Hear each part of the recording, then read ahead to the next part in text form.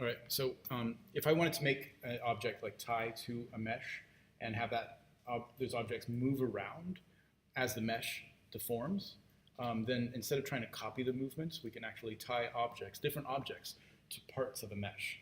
And the method for doing that is not necessarily in the parenting window, but it's setting a constraint and copying the location of an object. So to that end, let us make a simple object here. So let me subdivide this cube, subdivision surface. Let's do it 3 times here. 3 times. I'm going to apply that subdivision surface, scale it up a little bit, and then add another one, subdivision surface. Turn that one up, but this one I won't apply. That way, when I go into edit mode, I have a simple mesh. Let's set that to smooth as well. And then let's set up a couple keyframes, or frames, shape keys rather. Come over to the vertices, shape key, new shape key, so that's our base. And let's create a new key, and let's just call this distort 1. So let me select this guy, turn on proportional editing, G, let's grab it, move it out. Step back into object mode. Let's create another shape key. Select this guy, G, move it out. G, move it out. Okay. So now we've got 2 shape keys, and if I move the 2 around, you see what's going on there. Let's go into, let's edit this animation. So let's move this out here, set a keyframe for it, I. And then let's select the other one, move this one out a little bit, and set a keyframe for that as well, I. Now, if I don't want to set 100 keyframes, and I just want this thing to wobble a whole bunch, what I want to do is add a noise modifier to it. So what I'm going to do is I'm going to split this view, switch this one to the curve editor, or the graph editor, and we see my 2 shape keys here. Right now, nothing's moved because it'll only set 1 keyframe. What I'd like to do is add noise to those keyframes. And so you can do that if I hit the little plus icon right here, come over to modifiers. With this value selected, I can go to add modifier, noise. And so now a noise modifier has been added to that curve. If I play it, that's what that noise looks like. We can change the nature of that curve. So right now, it's just a random noise. It looks like arrhythmia. So I can spread out that phase or change the nature of that phase. Roll over each one, it'll tell you which one that is. Scaling. So if I scale it out, you can see it's a lot slower. Where'd my mouse go? Come here, little mouse. Thank you. So now if I play it, you can see it's a lot less, it's a lot slower. And if we want to change the amplitude of it, make it brighter, you can see what that's going to do to it. So now the animation's a lot bigger. Phase it out a little bit more. I use this all the time. It's how I make camera shakes. It's how I add all sorts of natural movements by just introducing imperfections to the animation. And it's really fun if you take a human character or whatever, or any sort of animated character, and apply these noise to it, and you can make the whole thing just shake like crazy. I've done that a few times. I like these settings. Let me hit play and see what that looks like. I'm going to make that a little bit closer together. What's this one? Random seed, depth, and time offset. Yeah, time offset's good. So you can see that movement there. And if I come over here and I hit the little up icon, that means copy. I'll select the other curve and I'll paste it on there. So now it's the same curve pasted on the other side. And if I hit play, let me zoom out a little bit, you can see it's just copying that movement. But if we don't want it to be the same thing, we can just change the seed, or not the seed, random seed noise effect. So this way it's just a completely different noise moving in 2 different directions. So you get random pulsating mesh. So now what I'd like to do is have some eyeballs that are tied to the 2 sides of this undulating form. So get rid of this curve. Let's create a new icosphere. Let's turn up the subdivisions on that sphere.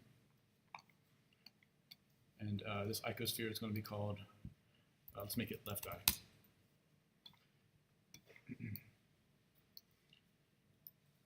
And what I'd like to do is move that icosphere to a specific point on this mesh. So let's just come over to its normal state here. Let's go into edit mode. and I'll select one of these vertices, probably this vertices, right here. And I want that other object to move exactly to that vertex. How do I do that? I'm going to hit Shift S and move the cursor to what's selected. Now the cursor went there. Then I'm going to go back into object mode, select my icosphere, and hit Shift S again, and I move the selection to where the cursor currently is. So that way it gets right there. That's one way of moving things to exact spots that you want them to move, without having to say, well, move it a little bit here, a little bit there, a little bit there. It's a quick way to move things. Now back into edit mode. Let's make this guy a little bit smaller, S. And I'm going to hit Control A just to set the scale. So I'm just going to use transform, visual transform. Now back into edit mode. And I'd like to select that vertex that's in there, and this guy's in the way, so I'm just going to hide him for a moment, left eye. And with that vertex selected, I'm going to try to create a vertex group. So over here in vertex groups, I can't remember if that's absolutely necessary, but I'm going to do it anyway. Plus sign, I'm going to call this left eye, even though technically it's right eye. Then I'm going to assign that one vertex that's currently selected to that group. Let's unhide that left eye. And then let's come over here to constraints right here. We want to add an object constraint. We want to copy the location. Target will be our original cube. World space, influence. It's not copy location. That's the part I couldn't remember.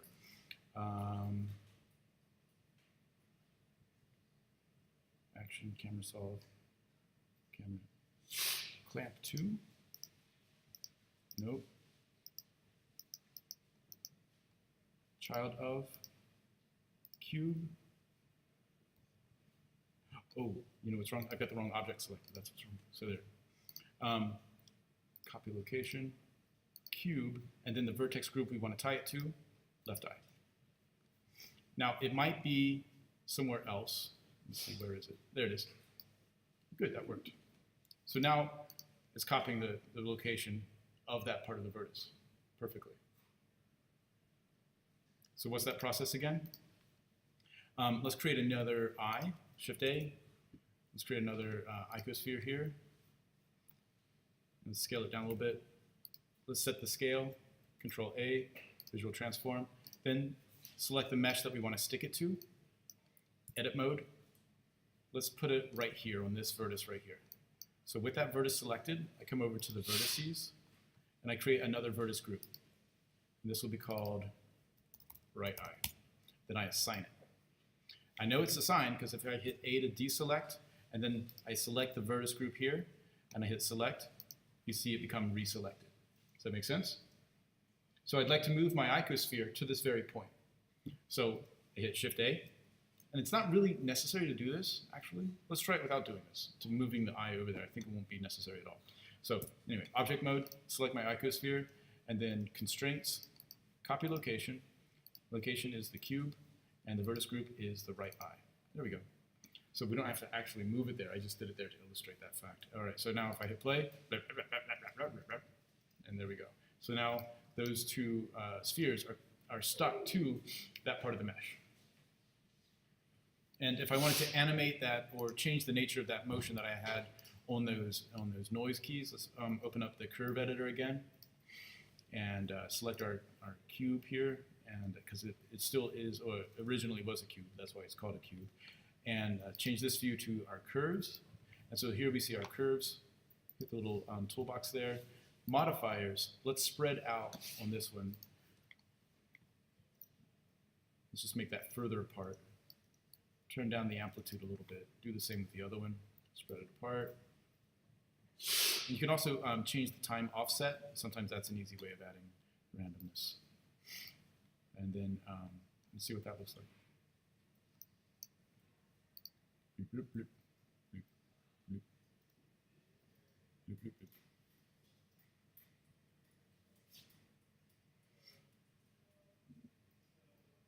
So here's how I use this same idea with the noise modifiers with the camera.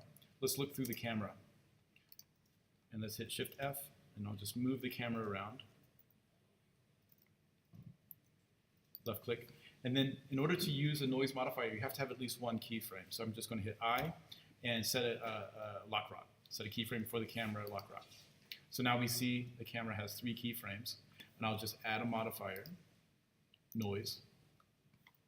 First, you got to select something. So let's select the X Euler rotation, add modifier noise. There we go.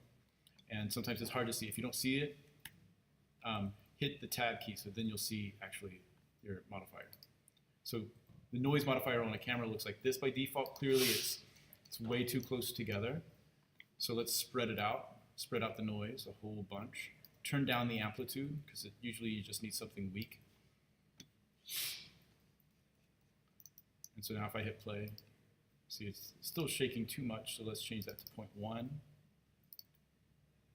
But it's only shaking up and down, so what we need to do is add that same noise to the other axes. I'm going to spread that out a little bit more. So I copy, then select the other axis, paste, and then instead of moving at the exact same time, which would look like this, which doesn't quite look right, we'll offset the time. So that way the 2 axes are not moving in perfect sync with each other. You could also just change the seed and that would work. Let's do the Z rotation as well, and then change that to just some random time. It's hard to see. If I hit the tab key, you sort of see it right there. Okay, there we go. So now we have a shaky camera, and it'll just go like that forever.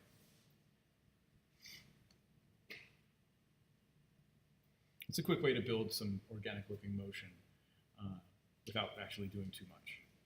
So we took an object, we tied it to a part of a mesh, we added some noise to a shape key to make it look random. This is really useful in all motion graphics. So you could do this to typography, you could make objects stick to parts of type, or you could have those objects come off. You can animate that parenting, so it might start being animated, might not be animated. This is how you can have characters pick things up if you want, or put things down, let go of things. If we want, let's come over here, particle system, add a new particle system to the eye. Let's come over here, create another particle system on that guy. New particles coming off the eyes, and notice how the eyes are moving. So you can have some weird crying effects or something like that. And I think that looks really cool. Let's create a metaball and have some fake fluid on this guy. Location, rotation, wind of view, radius. Okay. If we select our particle system, let's have the object of that particle system be our metaball. Same with this guy, object, metaball. Let's see what that looks like. It's too small. It's flying everywhere too. Let's change the size of the ball. There we go. And some Brownian motion. Turn the normals down so it's not feeling like it's flying off. Then I'd like the particle system to start on frame 1 and end on frame 300. And let's see where that takes us. It's a horrible fluid system, but I could tweak it so it looks a lot better. Also notice that our mesh here, it's falling right through the mesh, which is not useful at all. So maybe we can make this guy a collision object that no longer likes particles, so that way the particles are forced to fall around it. There we go. It still looks dreadful, but we could do some work with it. Could change the speed of it. It's interesting nonetheless, isn't it?